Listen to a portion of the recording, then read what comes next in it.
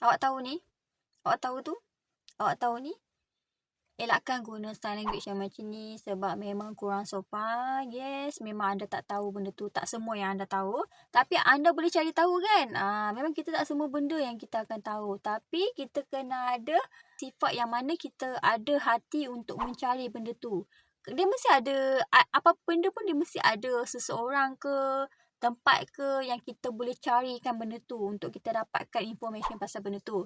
Kita tak boleh asyik nak guna tak tahu. Jangan guna ayat ni sebab bila kita dah biasa dengan habit yang macam ni, dia memang akan bawa anda tak ke mana lah. Kita kena jadi seorang yang aktif. Aktif untuk mencari benda tu. Saya tak tahu benda ni, saya kena cari. Siapa yang tahu? Siapa yang saya boleh dapatkan information pasal benda ni?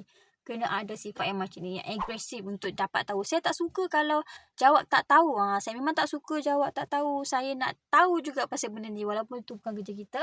Sebab kita dah dapat tahu yang kita memang tak tahu benda tu, kita memang nak kena tahu juga benda tu. Faham kan maksud saya?